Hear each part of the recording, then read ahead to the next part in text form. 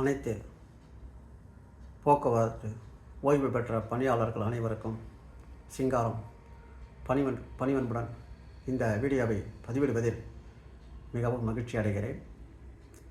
இந்த வீடியோ பதிவிடப்படுவதின் நோக்கம், முதலாவதாக கோவை பேரவையின் சட்ட போராட்டம் டிஏ முழுமையாக, அதாவது 6வது ஊதிய குழுவில் உள்ளவர்களுக்கு 246%, 7வது ஊதிய குழுவில் உள்ளவர்களுக்கு 53% பெறும் வரை இந்த சட்ட போராட்டம் கடுமையாகவும் திறமையாகவும் நாங்கள் நடத்துவோம் என்பதை உறுதி கொண்டு அது பெரும் தூரம் நாம் கிட்டத்தட்ட இந்த வழக்கை 2018 ஆகஸ்ட் அன்று ஆரம்பித்தோம். பார்ட் 1, பார்ட் 2, 142 ஜிஓ இஷ்யூ பண்ணுற வரைக்கும் பார்ட் 1 முடிந்தது. பார்ட் 2 26/8/2019 அன்று ஜிஓ 142 போடப்பட்டு டிஏ உயர்வில்லாமல் ஃப்ரீ செய்யப்பட்டது. அந்த வழக்கு கடந்த 5 ஆண்டுகளுக்கு மேலாக கடுமையான சட்ட போராட்டங்கள் மேற்கொண்டு 3 அப்பீல், 2 எஸ்எல்பி, ஒரு எஸ்எல்பியில் ரிவ்யூ பெட்டிஷன் ஆகியவை நாம் திறமையாக மிக சிறந்த வழக்கறிஞரை வச்சு மிகுந்த பொருட்செலவுடன் கோவை பேரவை, கோவை அலுவலர் சங்கம், federation of officers, all transport ஆகிய மூவரின் ஒத்துழைப்புடன் மிக மூத்த வழக்கறிஞர்களை வைத்து அந்த ஜிஓ 142C கிளாஸ் பஞ்சப்படி உயர்வு மறுக்கப்படுகிறது என்ற சரத்தை மாற்றி, பணியில் உள்ள தொழிலாளர்களுக்கு எப்போதெல்லாம் பஞ்சப்படி உயர்வு டிஎன்எஸ் அலவன்ஸ் வழங்கப்படுகிறதோ அப்போதெல்லாம் ஓய்வு பெற்ற போக்குவரத்து கழக பணியாளர்களுக்கு வழங்கப்பட வேண்டும் என்ற உத்தரவை, அதுதான் அடிப்படையான உத்தரவு. அந்த உத்தரவை 1147 ஆஃப் 2020 ரிட் பெட்டிஷன் நம்ம வாங்கினோம். அது ஸ்டேட் 3 அப்பீல் செய்தது உயர்நீதிமன்றத்தில். அவை 3ம் நாம் எடுத்த கடுமையான சட்ட போராட்டத்தின் முடிவாக தள்ளுபடி செய்யப்பட்டது. அரசு அப்பீல், பென்ஷன் ட்ரஸ்ட் அப்பீல் மற்றும் பென்ஷன் ட்ரஸ்டுடைய ரிவ்யூ பெட்டிஷன் 3ம் தள்ளுபடி செய்யப்பட்டது. மீண்டும் அரசு உச்சநீதிமன்றத்தில் பென்ஷன் ட்ரஸ்ட் அரசு அப்பீல் செய்தது. அவை இரண்டும்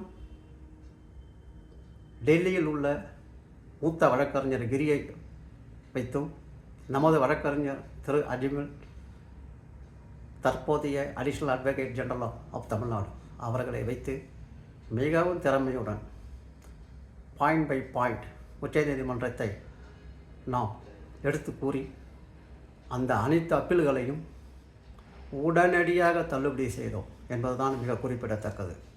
அதற்காக எடுத்துக்கொண்ட காலகாலம் 3 அப்பீல் உயர்நீதிமன்றத்தை தள்ளுபடி செய்வதற்கு நம்ம எடுத்துக்கொண்ட காலம் ஒரு 3 to 4 months, அவ்வளோதான். உச்சநீதிமன்றத்தில் 1 to 2 months, அதுதான் மிகவும் குறிப்பிடத்தக்க வேண்டியது. காரணம், நாம் எல்லாம் ஆவரேஜ் ஏஜ் 70 கடந்து விட்டோம். இன்னும் எவ்வளோ கால் உயிரோடு இருப்போம் என்று தெரியாது. இந்த பலன் நாம் இருக்கும் காலத்திலேயே பெற வேண்டும் என்பதுதான் நமது குறிக்கோள். அந்த வாதத்தை நாம் எல்லா நிலையிலும் உயர்நீதிமன்றம் மற்றும் உச்சநீதிமன்றத்திலும் எடுத்து வைத்தோம்.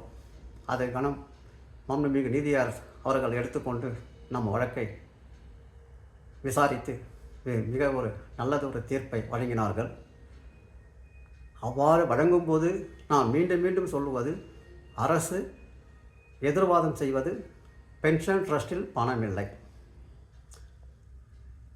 இந்த போக்குவரத்து கழகங்கள் அட்டானமஸ் பாடி, எங்களுக்கும் அதற்கும் சம்பந்தம் இல்லை. அதனால் நாங்கள் பஞ்சப்படியை நிறுத்திவிட்டோம். இதுதான் அவருடைய வாதம். ஆனால் நம்மளுடைய வாதம், எந்த ஒரு நிறுவனத்திலும், தமிழ்நாடு அரசு நிறுவனம் எந்த ஒரு நிறுவனத்திலும் இது போன்ற பாகுபாடு இல்லை. போக்குவரத்து துறையில் மட்டும்தான் இது உள்ளது. உதாரணமாக எலக்ட்ரிசிட்டி போர்டு எடுத்துக்கொள்வோம். அதுவும் நம்மள மாதிரியே சர்வீஸ் ஓரியன்ட், லாஸ் மேக்கிங், அதிகமான கடன் இருக்குது.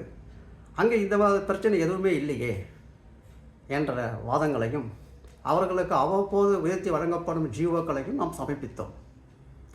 அனைத்து வாதங்களையும் கேட்ட உயர்நீதிமன்றமும் உச்ச நீதிமன்றமும் எல்லா அப்பீல்களிலும் எல்லா நிலைமைகளிலும் பணியாளர்களுக்கு உள்ள பஞ்சப்படியை ஓய்வூதியர்களுக்கு வழங்க வேண்டும், அதில் எந்த மாறுபாடும் இருக்கக்கூடாது, நிதி சுமையை காரணம் காட்டி ஓய்வு பெற்றவர்களுக்கு மட்டும் மறுப்பது எந்தவித நியாயமும் இல்லை. நிதிச்சுமை என்றால் பணியில் உள்ள தொழிலாளர்களுக்கு நிறுத்தப்படவில்லை, முறையாக அவ்வப்போது வழங்கப்படுகிறது. அப்படி இருக்கும்போது அதே நிதிச்சுமையை காரணம் காட்டி பணியாளர்களுக்கு மட்டும் கடந்த 10 ஆண்டு மறுத்தது செல்லாது என்ற உச்சநீதிமன்றம் தெளிவாக கூறியது.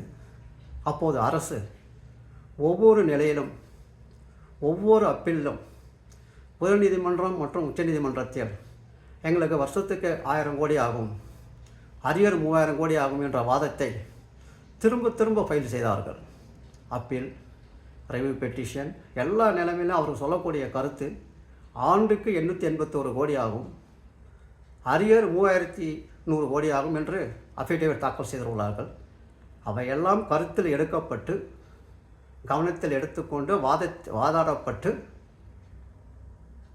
உச்ச நீதிமன்ற நீதிபதிகளாலும் தள்ளுபடி செய்யப்பட்டு விட்டது. ஆகவே நம்மளுடைய பஞ்சப்படி உயர்வு பணியாளர்களுக்கு இணையான பஞ்சப்படி என்பது உறுதிப்படுத்தப்பட்டு விட்டது. ஆனால் மீண்டும் காலம் கடத்தும் நோக்கத்தோடு தொடர்ச்சியாக கியூரிட்டி பெட்டிஷன் ஃபைல் செய்துள்ளது அரசு. அந்த பெட்டிஷன் 21/1/2025 பதிவு செய்யப்பட்ட அந்த நம்பர் 3 மாதங்களை கடந்தும் இன்று வரை நம்பரே ஆகவில்லை. கியூரிட்டி பெட்டிஷன் எப்பயுமே ஒரு கேஸ் ஃபைல் பண்ணால் அது நம்பர் ஆகணும்.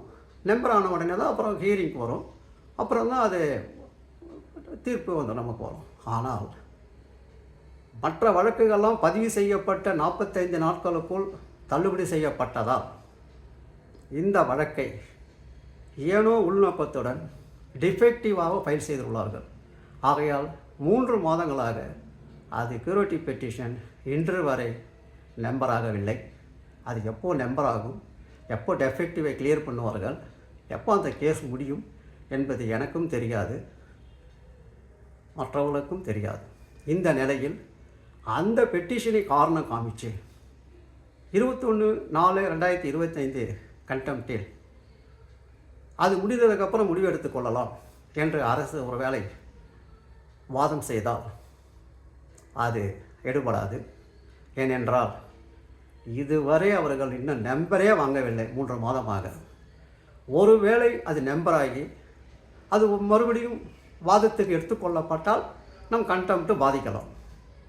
நம்பரே 3 மாதம் ஆக்கலைன்னா அதை காமிச்சு எப்படி நம்ம கண்டெம்ப்டை நிறுத்த முடியும் என்ப வாதங்களை நாம் மிக சிறப்பாகவும் தெளிவாகவும் வைப்போம். மீண்டும் சென்ற ஆண்டு பிப்ரவரியிலேயே பென்ஷன் ட்ரஸ்ட் அப்பீல் முடிந்துவிட்டது. அப்போது இந்த தீர்ப்பு பணியாளர்களுக்கு உண்ட டிஏ கொடுக்கணும் என்ற ஒரு முடிவு போன வருஷம் பிப்ரவரியே முடிந்துவிட்டது. அரசு காலம் கடத்தும் நோக்கத்துடன் தொடர்ச்சியாக அப்பீல் என்று செய்ததால் கிட்டத்தட்ட ஒரு 14 மாதம் நம்ம இன்னும் அந்த பலனை பெறாமல் ஒரு 15 கோடியும் ஒரு 20% ஆஃப் த பெனிஃபிட் நம்ம வாங்கியுள்ளோம். இந்த இக்கட்டான சூழ்நிலையில் அனைவருடைய எதிர்பார்ப்பும் கியூரிட்டி பெட்டிஷன் எப்போ முடிகிறது, நம்ம எப்போ வாங்கிறது? இந்த கேள்விக்கு ஒரே ஆன்சர், கியூரிட்டி பெட்டிஷனுக்கும் நம் கண்டெம்ப்டுக்கும் சம்பந்தமில்லை. நிச்சயமாக பட்ஜெட்டில் ப்ரொவிஷன் பண்ணுவோம், அதுவரை பொறுங்கள், எங்களுக்கு டைம் கொடுங்கள் என்றுதான் அரசு வழக்கறிஞர் திரு ரவீந்திரன் அவர்கள் நம்மளுடைய கண்டெம்ப்ட் வழக்கில் டைம் வாங்கினார். அந்த டைம் முடிந்து விட்டது. நாமும் முறையாக அதுக்கு உரிய அஃபிடேவிட் தாக்கல் செய்துள்ளோம். அடிக்கடி இதுவரை 6 கடிதங்கள் அரசுக்கும் அனுப்பியுள்ளோம். ஆகவே இந்த 21/4/2025 கண்டெம்ட் மிக சிறந்த முறையில் கோவை பேரவையால் மூத்த வழக்கறிஞரை வச்சு நம் வாதங்களை எடுத்துரைத்து கிட்டத்தட்ட வாழ்க்கையில் விஆர் இந்த டைங் கேடன்னு சொல்லுவாங்க. அதாவது வாழ்க்கையில் இறுதி கட்டத்தில் நாங்கள் இருக்கிறோம். ஒரு அரசு நிதி நிலைமையை காரணம் காமிச்சு ஒரு ஓய்வு பெற்றவருடைய பலன்களை தடுக்க முடியாது. ஆல்ரெடி இந்த வழக்கு உச்சநீதிமன்றத்தால் உறுதிப்படுத்தப்பட்டு விட்டது. மீண்டும் கியூரேட்டிவ் பெட்டிஷனை சொல்லி காலம் கடத்த முடியாது. ஆகவே நிச்சயமாக உடனடியாக இம்ப்ளிமெண்ட் பண்ணித்தான் ஆக வேண்டும். இந்த உத்தரவை நாம் ஒரு அடிப்படையாக ஆர்குமெண்ட்டில் வைப்போம். கனம் நீதிபதி அவர்கள் நமக்கு கவனத்தை திருப்பும் வகையில் நம்மளுடைய ஆர்குமெண்ட் இருக்கும். அதில் ஏற்கனவே ஒரு 15 கோடி வாங்கும்போது உங்களுக்கு எல்லாருக்கும் சொல்லியிருக்கிறேன். அன்றைய நேரத்திலும் அரசு வழக்கறிஞர் வாய்தா வாங்கினார். ஆனால் நமது வழக்கறிஞர் மிக திறமையான வாதத்தின் மூலம் அந்த 15 கோடியை பெற்றுத்தந்தார் என்பது உங்கள் யாருக்கும் தெரியாது. ஆனால் அன்று அவ்வாறு வாதிடவென்றையெல்லாம் அந்த 15 கோடி நமக்கு கிடைத்திருக்காது. ஆகவே அரசு காலம் கடத்த முயற்சியையும் கியூரேட்டிவ் பெட்டிஷனையும் சொல்லி இன்னமும் காலம் கடத்துமானால் அது நடக்காது. நம்முடைய வாதங்கள் சிறப்பாக இருக்கும். நமக்கு ஒரு எதிர்காலம், நல்ல எதிர்காலம், 10 ஆண்டு காலம் கிடைக்காத ஒரு பஞ்சப்படி மிக முழுமையாக கிடைக்கும் தூரம் ரொம்ப தூரத்தில் இல்லை. ஒரே ஒரு ஹர்டிப்ஸ் மே மாதம் கோர்ட் லீவ், அவ்வளோதான். மே 5 கிடைக்கலாம் அல்லது ஜூன் 5 கிடைக்கலாம். ஆனால் ஜூலை 5 அதிகபட்சம். நான் உங்களிடம் சொல்லுவது, அடுத்த வர 3 பென்ஷனுக்குள் நாம் இந்த டிஏவை முழுமையாக 10 ஆண்டு காலம் பெறாத ஒரு பஞ்சப்படியை பணியில் உள்ள தொழிலாளர்களுக்கு இணையாக கோவை பேரவை பெற்றுத்தரும் என்பதை இந்த வீடியோ மூலம் உங்களுக்கு நான் உத்தரவாதம் அளிக்கிறேன். ஆகவே அனைவரும் தேவையில்லாமல் மற்ற சங்கங்களின் தேவையற்ற வாதங்களுக்கு பதிலளிக்காமல் அமைதியாக இருக்கவும். டிஏ பெறுவது உறுதி, அதை பெற்றுத்தருவது கோவை பேரவை. மற்ற சங்கங்களின் சில தவறான நோக்கங்களுக்காக நம்மளை சாடினாலும் தயவு செய்து அதை பொருட்படுத்தி எந்த பதிலும் நம் சங்கத்தை சேர்ந்தவர்கள் அளிக்க வேண்டாம். அவர்களுக்கும் சேர்த்து இந்த பஞ்சப்படி உயர்வு கிடைக்கும் என்பதை கூறிக்கொண்டு நான் பணிவுடன் விடைபெறுகிறேன். மகிழ்ச்சியான நாட்கள், பஞ்சப்படி உயர்வு பெறும் நாட்கள் வெகு தொலைவில் இல்லை, உறுதியாக கிடைக்கும் என்று நம்பிக்கையுடன் இருங்கள் என்று கூறிக்கொண்டு பணிவன்புடன் விடைபெறுகிறேன். நன்றி, வணக்கம்.